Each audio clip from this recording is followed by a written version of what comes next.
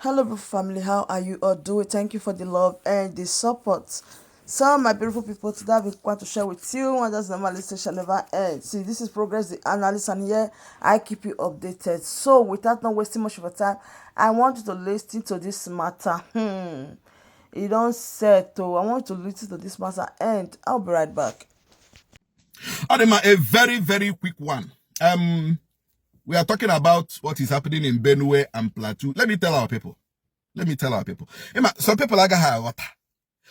When we say these people that are attacking our people, in Igbo State now, it is about attacking our farmers, raping our women, destroying the crops in our farms. So Hemegano, in Imo State, from the Fulani Herdsmen.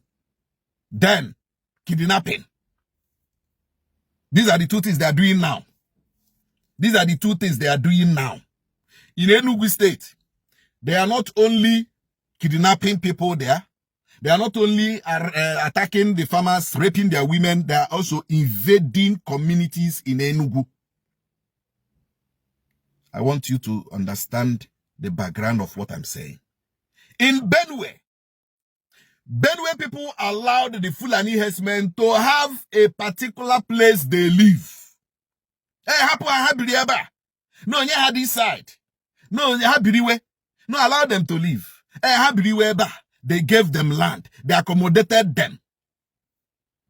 The same thing applicable to Plateau. They accommodated them.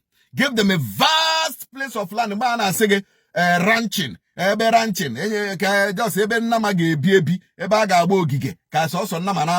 use that place as their inhabitants.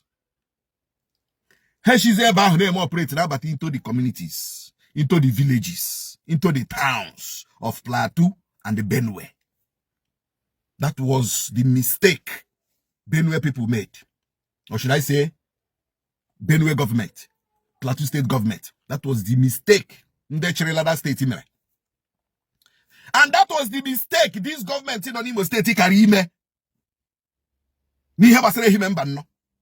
But unfortunately, our people are so blinded.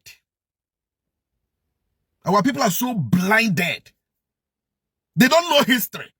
If you don't read history, if you don't know history, I'm a political scientist. I read government. And when government in Nigeria and I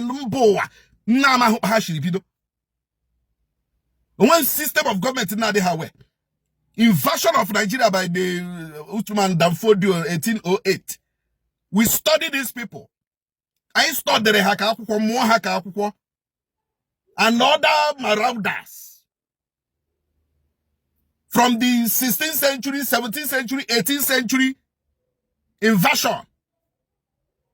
Other things that happened. Asonia Grass School. I majored in it. So when I talk about these people, when they get monte, I am talking with authority. The mistake Benue people giving them a land to live in. The mistake Benue people giving them a place to live in. That was the greatest mistake. They thought they were accommodating people. No, we are one Nigeria. We are one. You are one Nigeria. You didn't read history of the people you are giving a place in your land. History dumpa.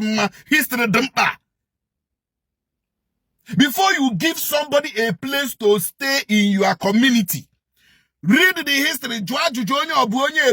Ask questions.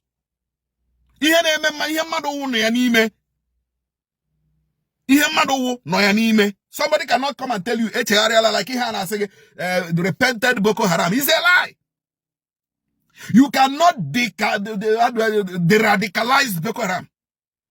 They say they are repented. They say they have gone through radicalization, rehabilitation, reintegration. Bobotibo is a lie.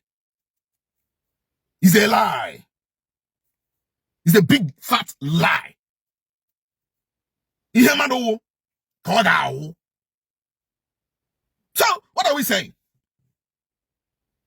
Ndi Benue aborondea nyeho bosara ala se habri. Plateau aborondea nyeho bosara ala se habri. They were multiplying. On daily basis, they were multiplying. As they are multiplying, their cows were multiplying. As they are multiplying, their everything were multiplying. We are multiplying. At a point, they started invading these communities. They will go to communities, they will loot, they will kill, they will burn houses, they will come back. They will invade, they will kill, they will loot, they will rape, they will maim, they will do this, they will come back. They operate from where you people gave them.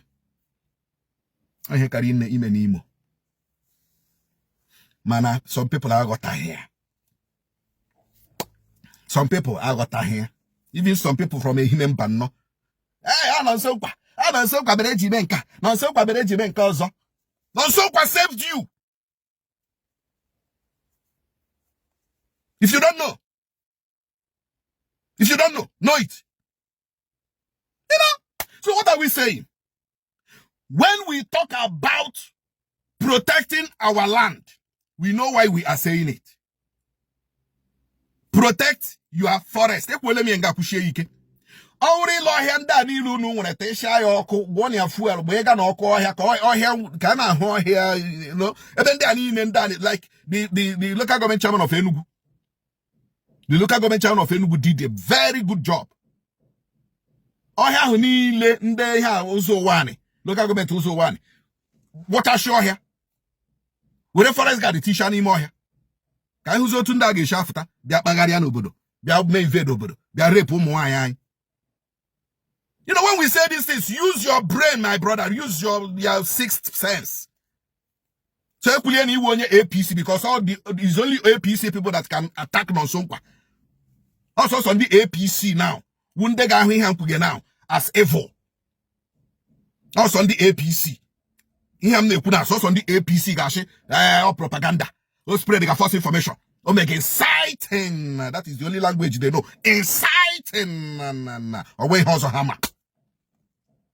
So, but I will continue to give our people information. Who never make a mistake in the Benue Emer? Who never make a mistake in the Plateau Mer? Enugu State. I no problem when Ebudu Nyerende like back they should be a mehan Enugu. Government Enugu State. Look into where these people are coming from. Maybe I shall work with Enugu State and stop it. Imo State. Who never make this mistake? Abia. Who never make a mistake? Ebony. Who never make a mistake? Anambra. Who never make a mistake? Enugu. Who never make a mistake? Who never make a mistake? Ebony mere. Benue mere. Na Plateau mere. Also ga bakwa. But I thank God our people are at alert now. Ezo de na lobula try. Were nare gonyendi ala. Nare gonyendi ohia. Anyị nwetegu. Anyị foga aji. Onye abụla traditional ruler na Igbo. Were lo ohia nye ndị Fulani Herdsmen. Were ala nye ndị Fulani Herdsmen. Anyị nwetegu. Anyị ga-efoga aji na social media. Anyị ga-atọtọrọ gị foga aji na social media. Kwụọ gị isi n'ụlọ ikpe. Gị jesara ọnụ gị. Ekwuchakwa m ịma Achukwu okike abịa mazie ma abịa m zie unu. Otu aka okwu m si ada, ọ na-ada gbowam. Onye ga-anụ ya nụrụ. Igbo mụrụ n'anya, onye rahụ ụra eburu egbe ya. Ndewono.